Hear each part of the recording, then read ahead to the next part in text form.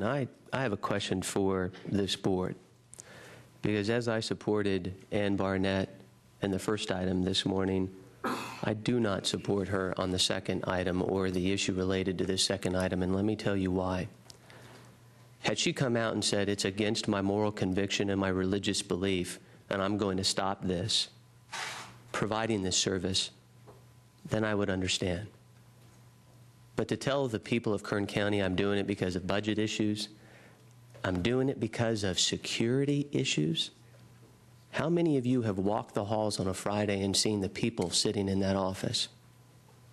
Supervisor McQuiston, there are primarily, the majority of them are Latino families from East Bakersfield, Southeast Bakersfield, Lamont, Arvin, Delano, the west side of Kern County.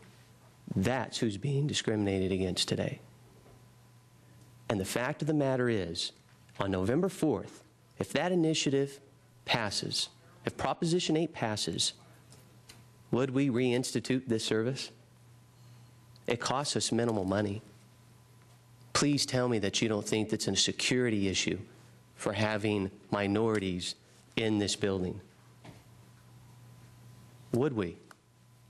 Would we reinstate this service?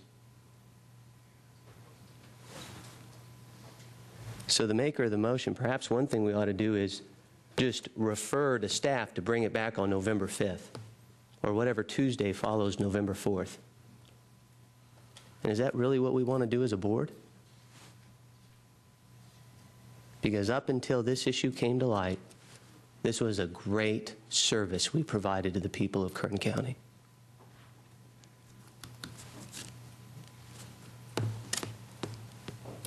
Supervisor Watson, you have your light on? Well, thank you, Mr. Chairman. Supervisor McQuiston was first, sorry. No, I just wanted, I meant during my comments to reinforce the comment made by Supervisor Maggard that if there was no discussion going on between CAO's office and Ms. Barnett's office, I would find that equally disturbing. I thought I was being a little humorous earlier, because for 12 years now, this concept of incremental increase, I love that term, that's what I've been talking about, and I get beat around the head and shoulders all of the time about, yeah, but you can't just take direct cost. You got to take the indirect cost. You've got to look at that. That's general accounting principles. It's A87, and we use it to justify every fee that we do, and then to discard it in this cost analysis is worrisome. Thank you. Thank you, Mr. Chairman. Well, in spite of what Ann Barnett used to justify her decision, I've never been under the illusion that it was a financial issue. And it's unfortunate that it came down to that, because I don't really think that's what it is in her mind, and it's not in the minds of any of the people that are here. There are some basic moral issues that are involved, and I have a real problem in that she felt she had to justify it in financial terms. I think we ought to wait until November and find out what the results of the election are, and then we'll again have the law and perhaps people's moral attitudes in this county realigned or aligned again. But I just go back to the issue that in spite of the fact that the county's been providing the service, and it's very nice, and it was kind of a break-even thing, it's not a make-or-break deal for anybody in terms of whether they have the ability to get married in this county. There are many ministers that will provide marriages for free. It's not a financial issue, in my opinion. So I think we ought to wait until November to find out what the electorate of the state wants to do, and then we'll abide by whatever they say. Supervisor Mabin. Well, I've made my point. Obviously, there's no stampede to make a second. I do disagree with my colleagues. I think they can't afford the price of a wedding, marriage license in this county, and they would like a civil ceremony. They don't want a minister ceremony, so they will lose out until November 5th.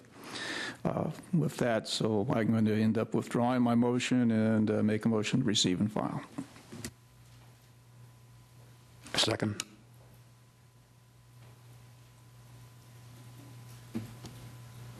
All ayes. Supervisor McQuiston said there is no hardship. I do know that there was at least a dozen marriages that were canceled after November 5th. If Proposition 8 passes, can we get them first in line so they can get married, please? That might be a nice thing to do. Mr. Arrea, could we do another thing? I see Alan Crowder behind you.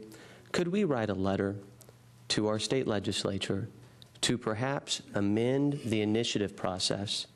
One of the angst, one of the great concerns that I have heard throughout this debate, there is a theme of voter distrust, apathy, and